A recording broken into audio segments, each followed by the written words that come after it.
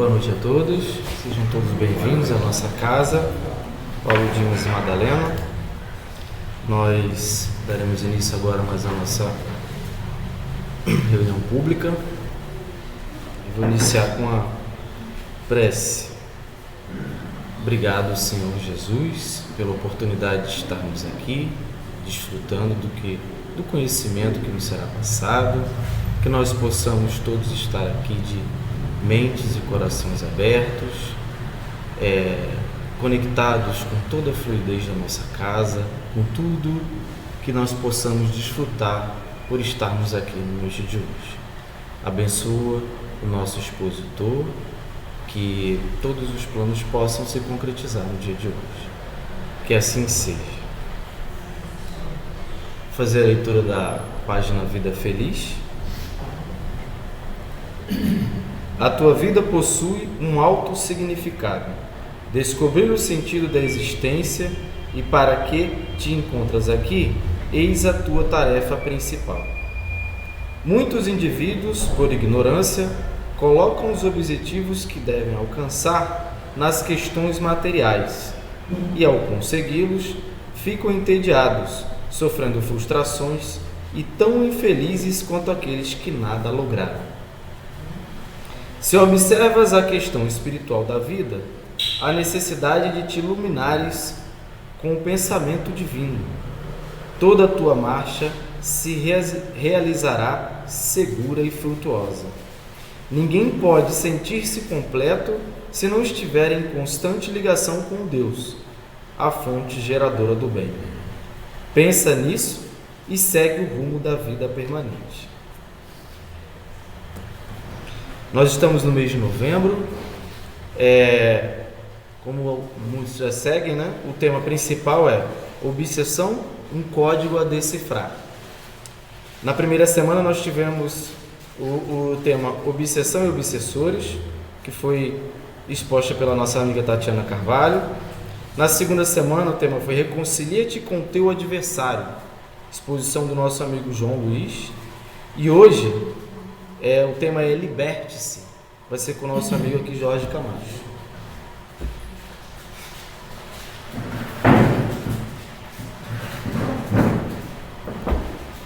Boa noite, queridos companheiros dessa casa, querida, amada, àqueles que estarão nos assistindo posteriormente.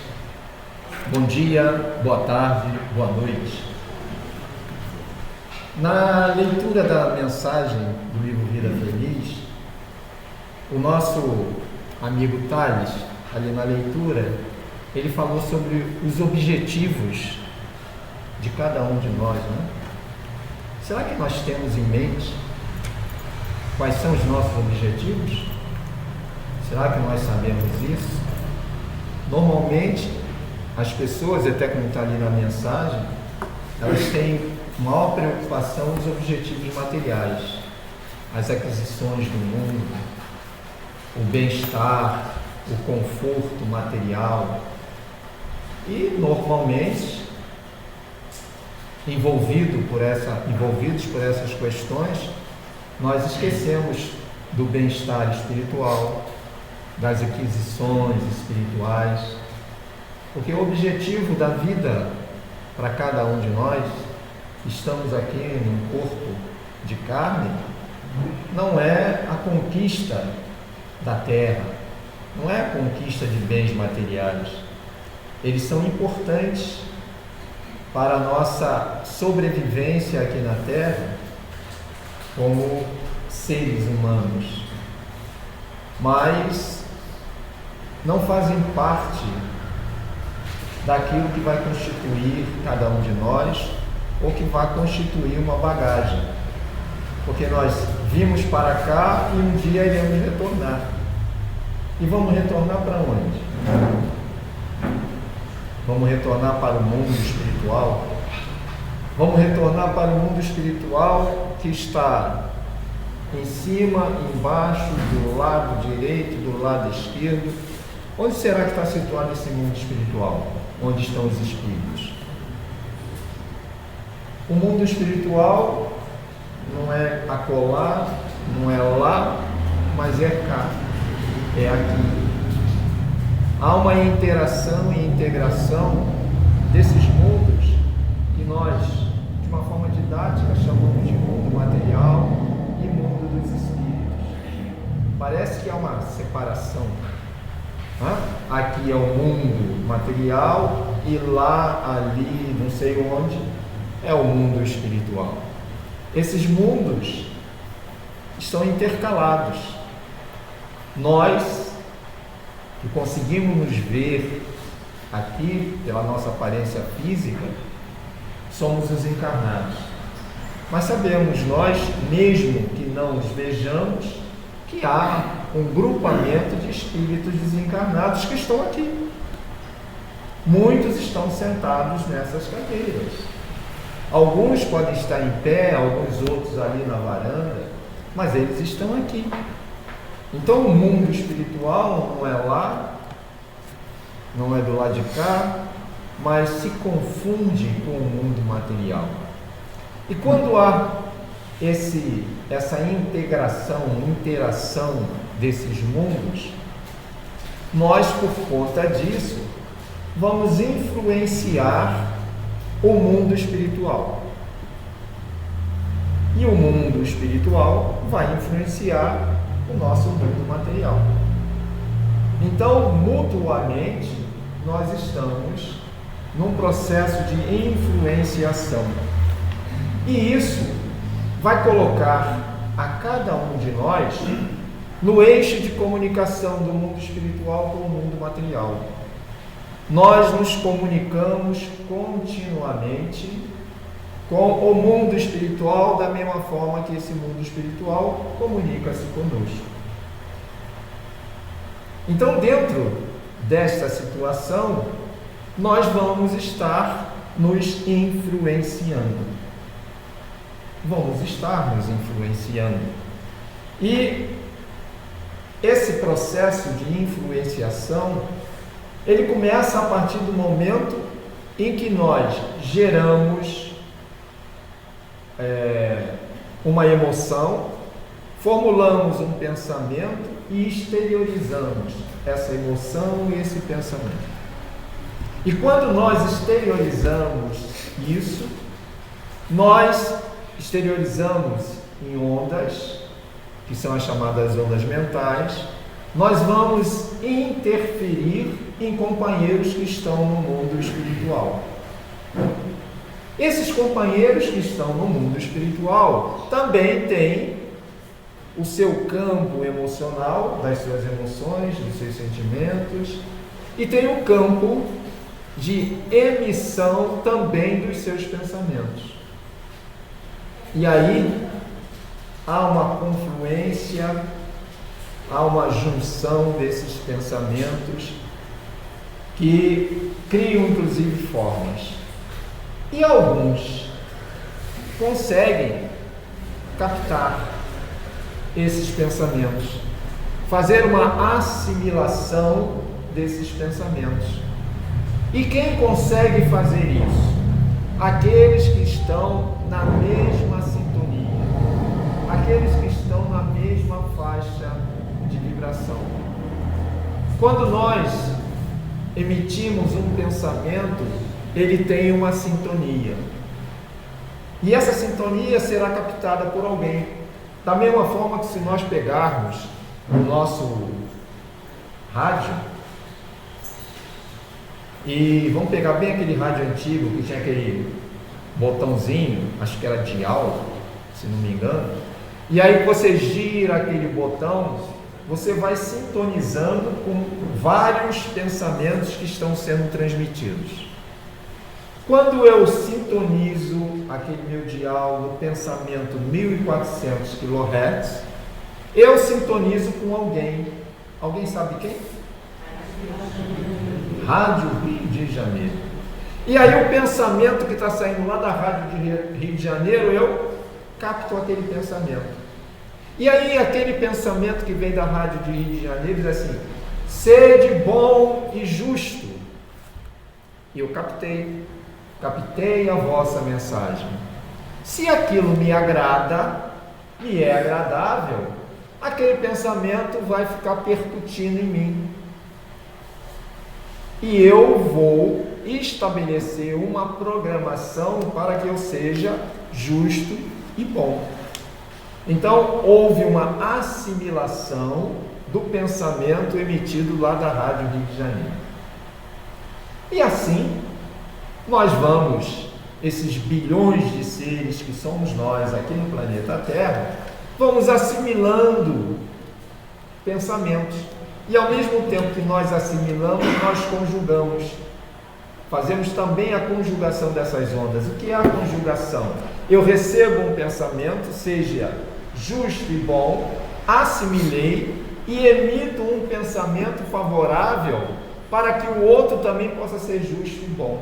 E aí esses dois pensamentos, além de serem sintonizados, serão assimilados lá do emissor para o receptor, do emissor novo para o receptor novo, e haverá uma conjugação dessas ondas. E ao conjugarmos essas ondas, nós teremos um comportamento, atitudes, ações bastante semelhantes. Influenciamos uns aos outros. E aí, por que nós estamos falando disso? Porque o nosso tema é a obsessão. E até agora ainda não falei de obsessão, só falei de influenciação. Partindo desse composto, nós conseguimos imaginar como então se torna flexível, fácil o processo da obsessão. Que antigamente, já que eu falei em rádio, antigamente, e isso quando eu era criança pequena lá no Morro do Juramento em Vicente Carvalho, a minha avó chamava de encosto. Tem um encosto aí. Então o encosto, imaginava aí que alguém chegava e encostava no outro. Então naquela época era encosto. E era encosto porque aquela época era uma época de equipamentos e aparelhos analógicos. Hoje, como a aparelhagem é digital, então não precisa mais do encosto, o encosto não existe. O espírito não precisa encostar em quem quer que seja. Ele pode estar no chamado outro lado do mundo e sintonizar com quem está por aqui. Então hoje facilitou, hoje é muito mais simples. Até o processo obsessivo mudou também as características. Antigamente era muito fácil identificar alguém que estava sob um processo de obsessão. Era um tumulto, a vida da pessoa era tumultuada, era cheia de problemas. Hoje já se tem maior dificuldade para identificar um processo obsessivo, porque os espíritos são inteligentes. Então sabem eles, aqueles que querem obsediar alguém, que chegar e fazer grande propaganda vão ser logo descobertos. Então não fazem propaganda. Então é na sutileza. É na sutileza. E por que a sutileza? Porque na sutileza nós temos dificuldades de descobrir, de entender isso. Por quê? Para o bom caminho, para o bom procedimento. O mau espírito, ele vai influenciar-nos de acordo com as suas características, de acordo com aquela personalidade que ele tem. Então, a obsessão, ela tem como característica a persistência e de ser executada por um mau espírito. Mas como é que esse mau espírito vai atuar sobre mim? Justamente pela simpatia de pendores, pela igualdade de sentimentos. Então nós sofreremos essas influenciações. E aí me ocorre aqui uma dúvida. Alguém aqui sofre influência de mau espírito? Vocês sofrem influência de maus espíritos? Fernando está dizendo que... Será que nesse momento, aqui dentro, nós podemos estar sendo influenciados por um mau espírito? Podemos, sim ou não?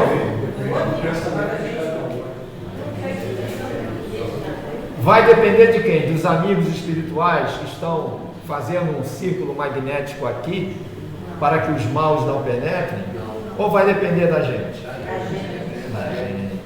Então vocês já estão ficando craques em obsessão. Hã? Então vai depender de nós. E por que depende de cada um de nós? Por conta dos nossos pensamentos, dos nossos desejos, dos nossos sentimentos. Imaginemos, vamos só imaginar porque isso não está acontecendo, que alguém está dizendo assim, mas que camarada chato esse tal de Jorge, né? Caramba, meu Deus, haja paciência para suportar esse camarada. Isso é um bom pensamento ou um mau pensamento? Não é um bom pensamento, não? É um mau pensamento. Então, graças a Deus, vocês estão dizendo que é um mau pensamento. Mas ao pensar isso, eu estou exteriorizando isso. Ah, mas os amigos espirituais que estão defendendo aqui a instituição não vão deixar esse pensamento sair daqui. Eles vão fazer isso? Não. Porque é o meu querer, é a minha vontade. Eu tenho a minha liberdade. Isso quer dizer que num processo obsessivo, por que o espírito protetor não impede essa afluência do mau espírito? Por quê? Será que a vontade sua própria de pensar em fugir ruim? Será que ele não poderia assustar isso? Valeu, muito bom. Será que ele não poderia assustar isso? Para que ele visse sustar isso, primeiro, ele ia interferir no meu livre-arbítrio, na minha vontade. Segundo, todas as vezes que eu emito esse mau pensamento, que poderá se acasalar com um mau espírito, eles chegam para mim assim, Jorge, cuidado com o que você está pensando. Jorge, presta atenção. E eu faço como aquela música, né? Tô nem aí, né? Eu quero me divertir. E aí chega um determinado instante em que eles se afastam, porque eu não os quero ouvir. Então eles se afastam. E aí quando o bom espírito se afasta, quem chega? Aqueles que eu estou querendo, que eu estou chamando, que são os maus espíritos. Então a obsessão é uma ação persistente por um espírito mau. E quais são os tipos de obsessão que existem? Com a Tatiana já se falaram aqui, né? No estudo da Tatiana. A primeira que vem à nossa mente é a de desencarnado para encarnado, porque nós somos vítimas, né? Quando vai falar de a obsessão, é o desencarnado para o encarnado, é a primeira que nós lembramos. Essa é uma modalidade, mas tem a do encarnado para o desencarnado, né? A Tatiana falou isso aqui no estudo dela. Tem a do desencarnado para o desencarnado, e tem aquela situação em que eu mesmo sou o meu obsessor, que é o processo da auto-obsessão, quando eu mesmo vou criando os recursos para que a obsessão se instale em mim por mim mesmo. Eu soube que fulano está com um problema renal, e ele disse que aquilo dói, e eu comecei a sentir uma dor aqui, ó, está doendo, eu estou com um problema renal. Ai, deve ser câncer. A gente leva logo para alto nível, né? Ai, eu estou com câncer. Eu estou com câncer. Vai ao médico? Não vou não. Não vou porque eu vou descobrir que eu estou com câncer. E eu fico repetindo aquilo. E vou sentindo cada vez mais dores. Porque aquilo que eu vou pensando, que eu vou imaginando, eu vou criando, a mente é criadora, e eu vou fazendo as minhas criações mentais, e vou criando uma vibração negativa junto do meu rins, até que eu tenho câncer. E eu criei aquilo. Um processo de obsessão, auto-obsessão. Eu mesmo me obsediei. Então, essa também é uma modalidade de obsessão, seja bem-vinda, Márcia, é uma modalidade de obsessão. A morte, como nós sabemos, ela não nos livra de ninguém nem de nada. E cada um de nós, ao voltar ao mundo espiritual, leva aquilo que nós construímos aqui. Então nós levamos para o mundo espiritual, levamos a nossa inteligência que conseguimos desenvolver, valores morais, positivos ou negativos, e levamos também os valores éticos de cada um de nós. Levamos isso para o mundo espiritual, além do ciúme, da raiva, do ódio, de todos aqueles vícios que faz a bagagem de cada um de nós. Então levamos isso para o mundo espiritual. Como eu levo os meus ódios, as minhas raivas, eu posso, no mundo espiritual, agora que eu estou desenfaixado das vestes físicas, eu posso perturbar aquele que me causou dor. E agora eu estou livre e eu tenho a vantagem de ser invisível para ele. Eu tenho a vantagem dele muitas das vezes não me perceber. Então, enquanto ele, preso no corpo, ele tem essa desvantagem, eu me aproveito desse momento, então, para influenciar a ele e agir contra ele.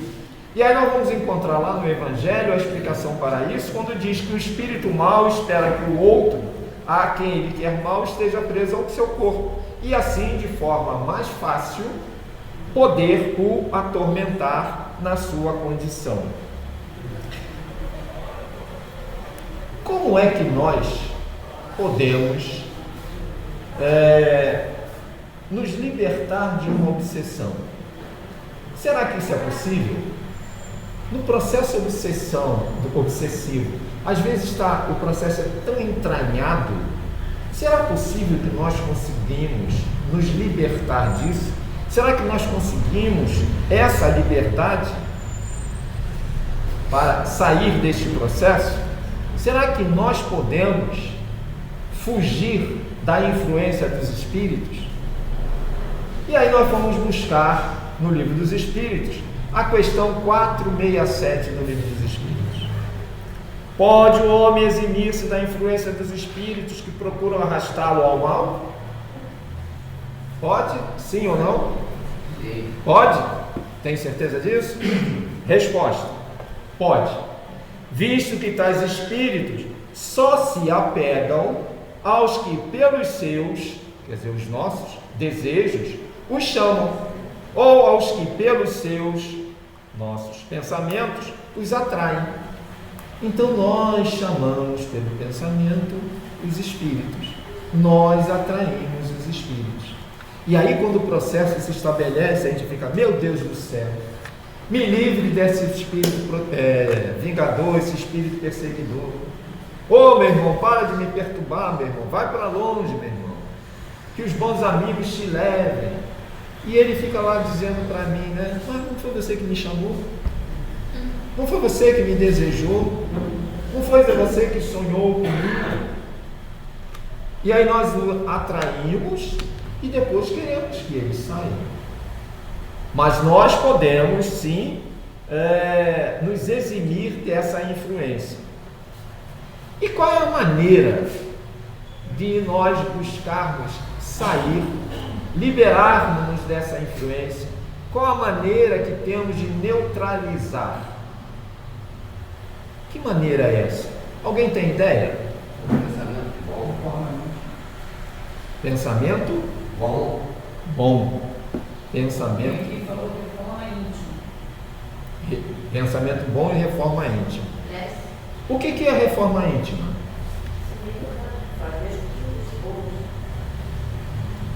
Reforma íntima é se melhorar? Melhorar o quê? Pensamento, a forma de agir. Verdade. Só a Consuelo estudou, né? Só ela responde, né? Porque nós falamos muito de reforma íntima, né? Falar de melhorar. Mas a gente sabe o que é reforma íntima? Será fácil fazer reforma íntima? É coisa simples? Ó, reforma íntima. 1, 2, 3, pronto, estou reformado. É assim? Quanto tempo será que dura para nós reformarmos intimamente? Como? Em uma encarnação dá para fazer isso? Não. 2 encarnações? Não. 3 encarnações? Caramba, vocês estão me deixando já angustiado. Não? Porque vai depender do tamanho da reforma. Não? Eu moro aí em Campo Grande, moro num casebre, tem 2 cômodos, eu vou reformar o meu casebre. Cato uma estalba, né? Uma estalba, e um dia eu reformo o meu casebre. Um amigo meu, chamado Fernando Cavalcante, ele mora numa mansão que tem 18 quartos, 15 suítes, 22 salas, e ele vai reformar. Ele consegue reformar em um dia?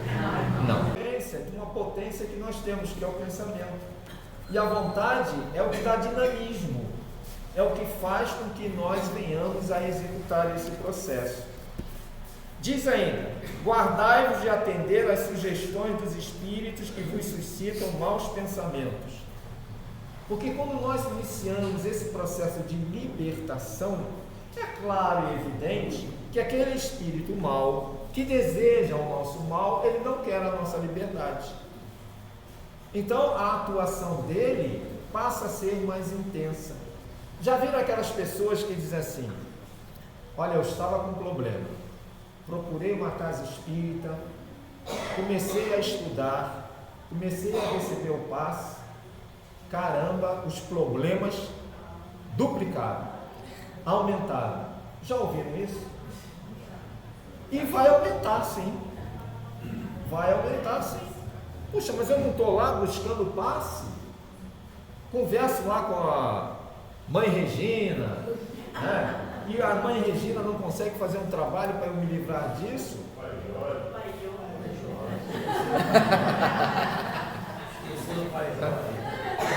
E aí a gente não consegue se libertar disso, porque o companheiro que está aqui ao nosso lado está sentindo que a corda está esticando, então ele dá uma abraçada, e aí ele se enche com mais vontade de atuar para insuflar em cada um de nós aquele pensamento que diz assim: tá vendo? Não está adiantando nada.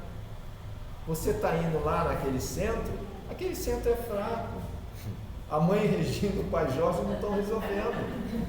Procure outro centro. O que você vai fazer lá? E aí a gente começa a pensar: realmente está tudo dando errado, eu não vou mais não. E aí a gente não vem mais, e o espírito, como ele é inteligente, quando eu não venho mais, ele afrouxa. E aí eu tenho aquela sensação de: caramba, olha só, eu parei de ir naquele centro, tudo ficou bom, eu estava perdendo meu tempo indo lá, né? E aí é como se eu me entregasse de braços abertos para a crucificação. Estou totalmente na mão daquele espírito. Então faz bem vir ao centro. Aliás, já fizemos inúmeros estudos aqui que o centro espírita, ele é um hospital, ele é uma escola, ele é um pronto-socorro, ele é uma oficina de trabalho para todos nós. Então faz bem. Quando nós nos matriculamos numa casa espírita, ali é onde nós iremos nos curar. O estar na casa espírita não é garantia de que nós não seremos obsediados. Porque eu estar na casa espírita não significa que eu sou a melhor pessoa do mundo.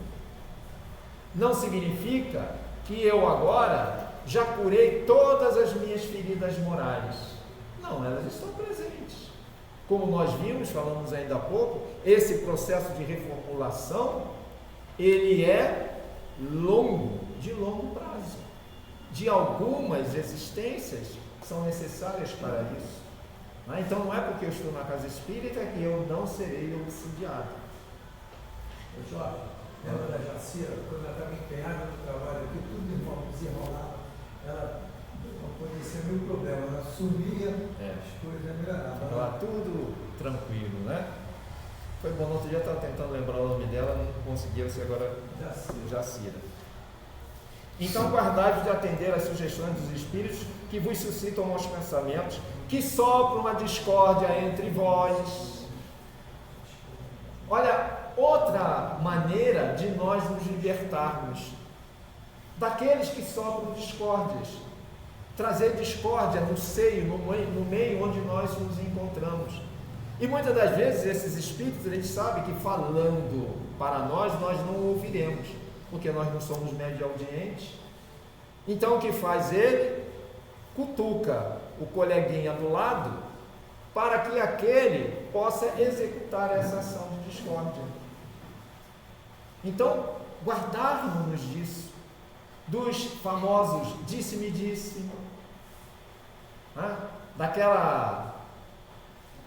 é um nome feio, né? Eu não gosto de pronunciar esse nome, mas as pessoas falam fofoca, né? Fazer fofoca. E muitas das vezes a gente gosta de fazer isso, né? A gente gosta de fazer fofoca. É como o caso, né, daquele companheiro que foi ao atendimento fraterno da casa espírita e chegou lá e falou para o atendente as dificuldades que ele estava passando, os problemas.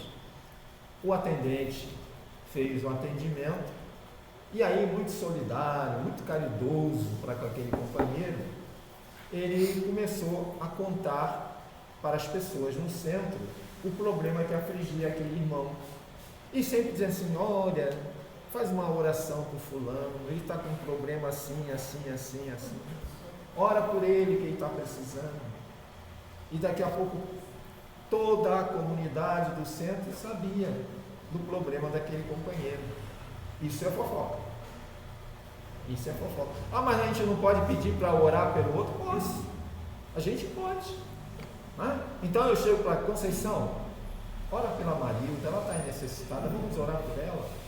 Orai uns pelos outros. Jesus repetiu isso, já estava escrito. Mas Jesus repetiu: orai uns pelos outros. Então, isso é auxiliar o nosso irmão, auxiliar alguém. Desconfiai especialmente dos que vos exaltam o orgulho, pois que esses vos assaltam pelo lado fraco. Mais uma forma da gente ficar liberto disso: desconfiai daqueles que vos exaltam o orgulho, pois eles vos assaltam pelo lado fraco. E os espíritos são mestres em fazer isso. No trabalho mediúnico de nossa casa, há muito tempo atrás, um companheiro fazendo esclarecimento com um espírito, e um espírito bastante ardiloso, logo no início da conversação, o espírito disse para ele: puxa, mas você é inteligente, hein? E aí continuou a conversação, e o espírito repetiu: você é bastante inteligente. Continuou, e lá no final daquele diálogo, o espírito disse para ele: você é muito inteligente. Terminou a reunião, esse esclarecedor foi para casa, e aí ele estava lá tomando o seu banho e pensando: puxa, mas aquele espírito que era chefe de uma organização foi bastante difícil, né? E eu fui bastante inteligente realmente ali. E aí ele se percebeu, assimilou aquela matriz. E aí ele disse assim: não sou. E diz ele que ele ficou mais de 40 minutos lutando contra para eliminar aquilo. Ele conseguiu perceber, mas a maioria de nós não perceberia, não.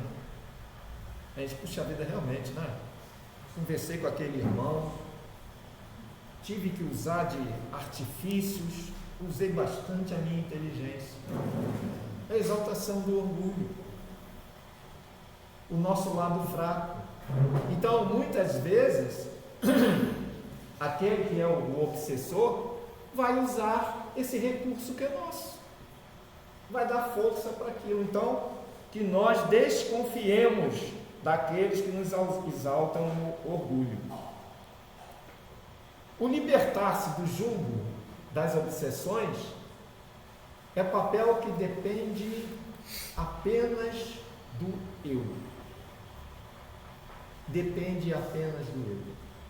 Não há ninguém que possa fazer com que eu me liberte das garras da obsessão a não ser eu.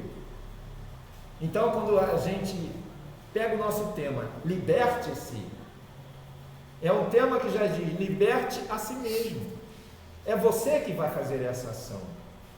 E aí eu vou fazer essa ação, vou praticar essa ação, utilizando os meios que a doutrina espírita traz para nós, a fim de que nós possamos nos subtrair a essas situações. O trabalho no bem, o trabalho da sua transformação. É assim que nós vamos conseguir a nossa liberdade. Há algumas obsessões que são difíceis, em que o próprio ser, por si só, ele não consegue subtrair. Ele vai necessitar da ajuda de terceiro. É dentro do processo da fascinação, é dentro do processo da subjugação, é dentro do processo da possessão. Então vai precisar da ajuda de terceiro. Mas isso poderia não ser necessário se, quando a obsessão, ainda no seu grau simples, tivesse sido observada e tivéssemos ali buscado cortar o mal pela raiz. Então precisamos estar atentos em todos os momentos, em todos os instantes. Nós precisamos dessa atenção. Quando Jesus fala para nós, vigiai e orai, ele está falando de uma série de pormenores, mas particularmente fala também do processo da obsessão. O famoso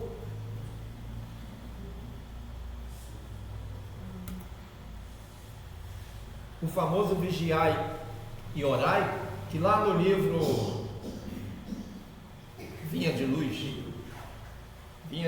lição 87, se não me engano, é isso mesmo?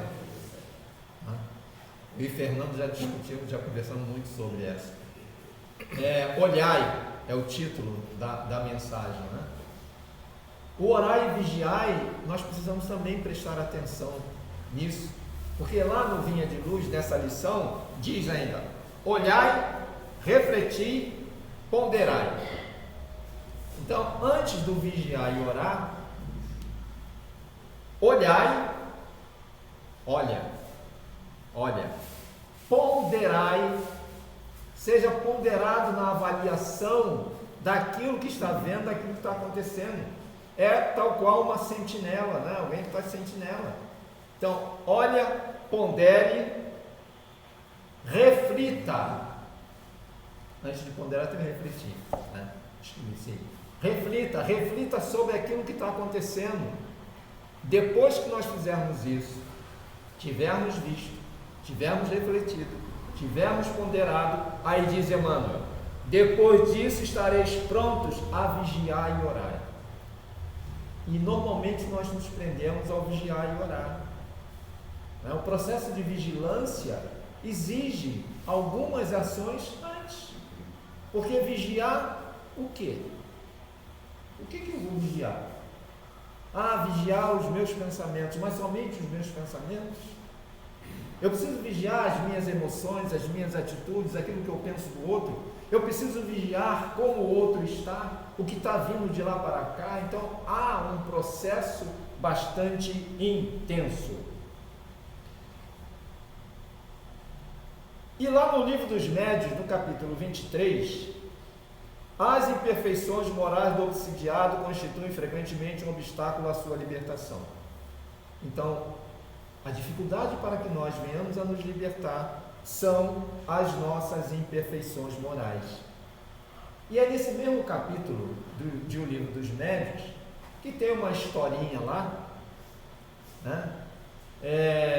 Em que duas senhoras, eram duas irmãs, e na casa delas estava acontecendo uns probleminhas, né? As roupas estavam espalhadas, as roupas ficavam jogadas, tinha roupa em cima do telhado, roupas rasgadas, furadas, e elas pegavam aquilo e guardavam a 7 chaves, e continuava acontecendo aquilo. Essas senhoras, elas não conheciam o espiritismo e achavam que aquilo era obra de algum brincalhão, mas como elas deixavam guardado e o móvel onde elas guardavam as peças permanecia fechado e as peças fora, um dia falaram para elas sobre o senhor Allan Kardec, e elas foram até a Sociedade de Estudos Parisiense de Estudos Espíritas, foram lá conversar com Allan Kardec e contaram lá para ele o que estava acontecendo, né? E deixa eu dar uma olhada aqui na cola para ele não puxar. E lá nessa sociedade foi evocado aquele espírito que estava provocando aquela situação. Mal-humorado, o espírito voltado ao mal, não queria saber de nada, né?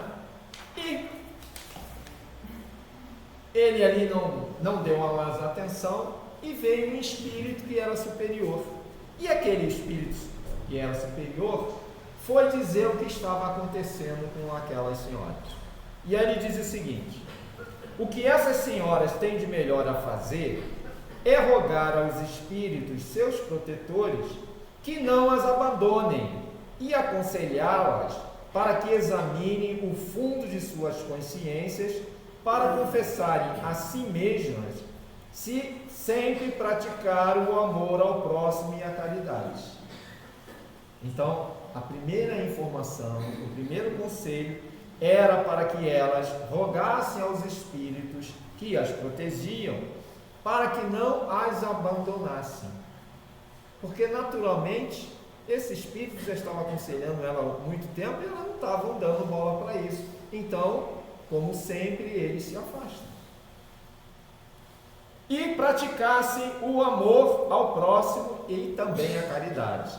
E continua o espírito: não falo da caridade em dar e distribuir algo, mas da caridade da língua, pois infelizmente elas não sabem conter as suas e não demonstram por atos de piedade o desejo que têm de se livrarem daquele que as tormentam. A caridade da língua, elas não sabem conter as suas. Nós já aprendemos, né? Nós já contemos as nossas línguas.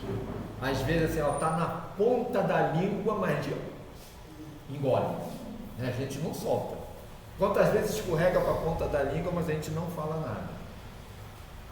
A gente não é impiedoso com a nossa língua. Nós usamos bem a língua. Dentro do lar, numa discussão, quando a gente às vezes quer agredir o outro, a gente não agride. A gente pensa, mas cala, não fala, engole. Porque nós não somos maledicentes, nós não queremos maledicência, nós não queremos conflitos, nós não queremos brigas. E prossegue o espírito: gostam muito de maldizer do próximo, e o espírito que as obsedia toma sua desforra, porquanto em vida ele foi para elas um burro de carga. Se elas pesquisarem na memória, logo descobrirão quem ele é. Então aquele espírito que as perturbava havia padecido na mão delas, tinha sofrido na mão delas. Ele estava agora desencarnado e naturalmente, normalmente, elas lembravam dele. E quando lembravam, não tinham a piedade falar daquele que se foi. Por isso, não falem de quem está desencarnado. Quando Jorge desencarnar, não falem mal dele, porque ele tem ouvido de tuberculoso, conforme o pessoal diz, vai ouvir. E aí vai querer se vingar de vocês. Certo? Então é melhor a gente calar. É melhor a gente procurar compreender, entender o outro. Porque se nós compreendermos e entendermos, a gente não briga. A gente não tem o que falar. Porque nós vamos entender por que o outro está tomando aquela posição, porque está se pronunciando assim. No livro Painéis de Obsessão, no capítulo 32, que tem o título O Retorno de Filipe, uma benfeitora espiritual, ela traz para o grupo que estava ali num trabalho de desobsessivo, né? Tinha ajudado um jovem, a benfeitora diz o seguinte: não se recusem ao serviço do Cristo pelo bem de vocês próprios. Qual é o serviço do Cristo? O serviço do Cristo é um só. É um só. Amar ao próximo como a si mesmo. Esse é o serviço do Cristo. Simples. Coisa fácil. Porque amar, todos nós amamos. Nós não amamos? Nós amamos nossa casa.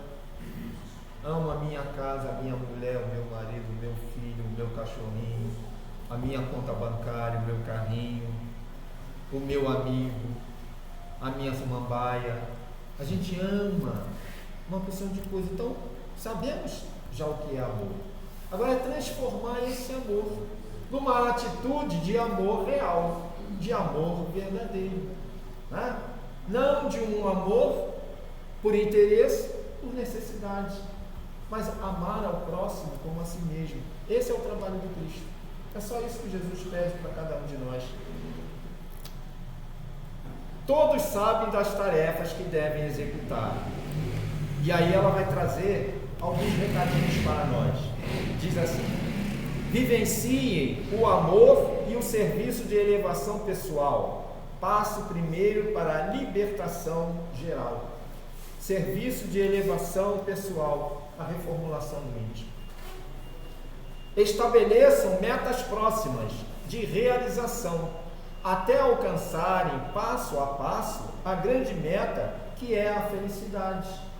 Então, ela está dizendo aqui que nós precisamos estabelecer metas de crescimento, de desenvolvimento, mas próximo de cada um de nós.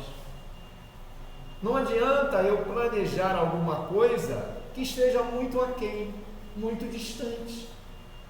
Eu dizer, eu vou amar ao meu inimigo mês que vem. Até o mês que vem eu vou amar o meu inimigo. É uma meta que eu não vou conseguir alcançar. Se eu tenho ali um inimigo, eu não vou conseguir mês que vem amá-lo. Então, eu preciso fazer aquilo que numa determinada profissão se chama lanço. O que é um lanço?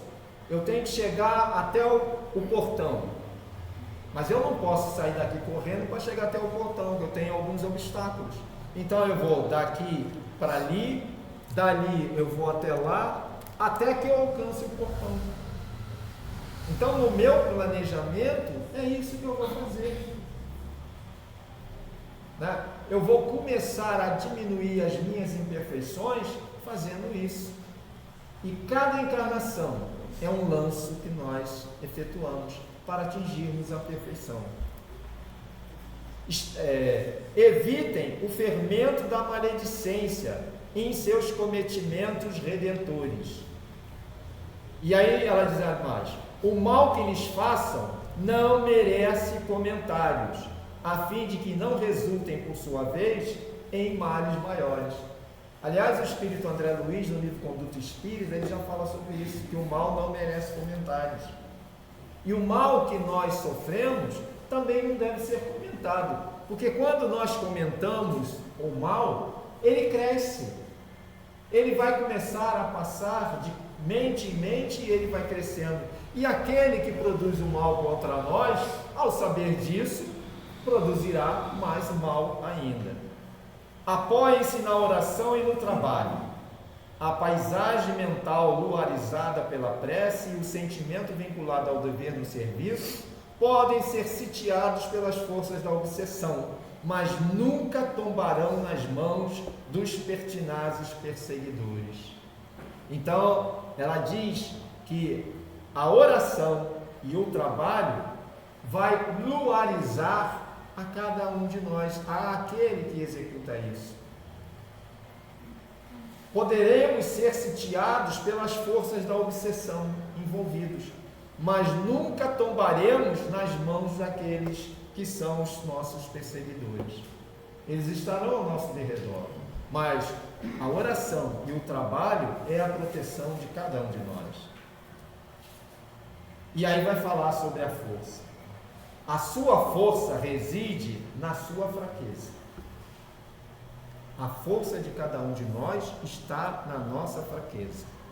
Onde esteja o ponto vulnerável, aí estará a brecha perigosa para a implosão destrutiva das realizações. Então é no nosso ponto vulnerável. Eu preciso descobrir o meu ponto vulnerável. Qual é ele? Para que nesse ponto vulnerável eu venha o trabalhar. E quando eu trabalhar, eu vou me fortalecer. Porque aquele ponto deixará de ser o meu calcanhar de Aquiles. Ele se tornará forte. Então, a força de cada um de nós está na nossa fraqueza. E por último, diz a nossa companheira: a volúpia do sexo, do dinheiro, do prazer e os sequazes da vaidade, do orgulho, da violência, ao lado do amor próprio e da insensatez, devem merecer mais amplos recursos de cuidados e precauções para combatê-los. Então, é o combate para os nossos males, para aquilo que está em cada um de nós. Muito nos atemoriza a obsessão, mas ao mesmo tempo que ela atemoriza, ela deve ser encarada como uma situação em que nós somos os principais responsáveis. Nós não podemos demonizar os obsessores. Todas as vezes que eu sou convidado a falar sobre obsessão, eu digo isso. O obsessor é um sofredor. É alguém que traz uma angústia muito grande dentro dele. É alguém que não tem paz. É alguém que não tem serenidade em momento algum. Porque ele fica revivendo, remoendo aquela dor que causamos a ele. Não é um pobre coitado numa expressão depreciativa, mas é um coitado. Hoje ele busca a vingança porque ainda está doendo dentro dele. E aí nesse instante, aquele obsessor, nós precisamos ter carinho para com ele, ter amor para com ele, o que nós não tivemos lá atrás. Quando nós infligimos a ele dores, muitas das vezes, dores terríveis, e que ele, no seu processo de vingança, nem sempre ele consegue reproduzir aquelas dores terríveis que nós realizamos para com ele, porque nós temos, às vezes, proteções. Então não vamos demonizar o obsessor. E como dizem aí fora, o obsessor vale mais do que um amigo. Como? Como assim? Porque o amigo não diz quem nós somos. O amigo esconde. Mas o obsessor diz. Ele desvenda quem efetivamente nós somos. Então, às vezes, o obsessor é mais amigo nosso do que o amigo. Então, para o nosso obsessor, porque a gente tem ele, e ele é nosso. que nós possamos ter agora um pensamento de bondade por ele. Que nós possamos pedir a esses amigos espirituais que aqui estão, para que os possa confortar, para que possa consolar as suas dores nesse momento. E que cada um de nós possa agora projetar um sentimento de carinho, de afeto, de bondade para com esses companheiros. E é que nós possamos dilatar mais isso ainda para os obsessores da sociedade, os companheiros que estão encarnados, que produzem o mal, que estão de forma contumaz trazendo atos de maldade para com toda a nossa sociedade. Que nós possamos estender um bom pensamento para esses espíritos,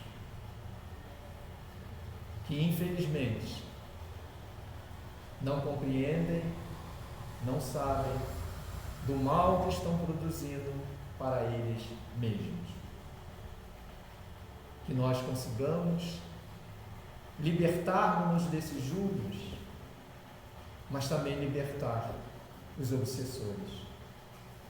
Porque tal qual nós, eles têm os seus protetores, aqueles que continuamente têm falado para cada um deles sobre o equívoco que realizam. Que Deus abençoe aos nossos corações e abençoe aos corações daqueles que desempenham o papel de obsessores. Muita paz.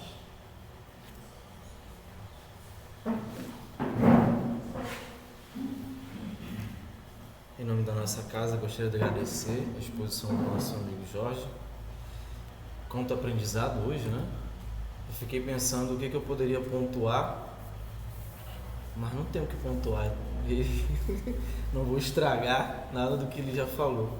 Tudo de fundamental importância, que na noite de hoje nós possamos ter dado um lance, né? Um importante lance de aprendizado, que nós possamos massificar tudo isso que nosso amigo Jorge passou. Vamos para a nossa prece, para os nossos amigos que vão assistir ainda, né, na modalidade da internet. Não estamos online hoje, mas a transmissão lá vai ser postada, e que no momento que estiverem assistindo possam colocar sua garrafinha de água para que possa receber a prece, né? Obrigado, Senhor, pela noite de hoje, por essa gama de aprendizado que nos foi posta no dia de hoje, que nós possamos massificar tudo isso, colocar em prática, que nós possamos vivenciar todo o nosso Evangelho em prol da nossa gratidão com o próximo, do nosso amor ao próximo. Assim como o nosso amigo Jorge falou, que nós possamos orar também pelos nossos obsessores, por aqueles que nós entendemos como inimigos, e que nós possamos sair daqui com todo esse aprendizado. Que assim seja. Vamos para os avisos. Na semana que vem a exposição o tema será o socorro que a casa espírita pode dar. A expositora vai ser Mãe Regina? Nossa amiga Regina Marciano, tá? Temos visitantes? Alguém novo na casa? Não, né? Nossos amigos aplicadores de passe podem se dirigir. Aqueles que... Oi? Quem dirige? O dirigente da semana que vem vai ser o nosso amigo Antônio Carlos. Aqueles que vão aplicar passe podem se dirigir à sala de passe. Lembrando que o passe não é obrigatório. Aqueles que se desejarem, sentirem vontade, podem ir receber o passe. E os que continuarem aqui na sala possam manter a ambientação da casa no silêncio e na prece.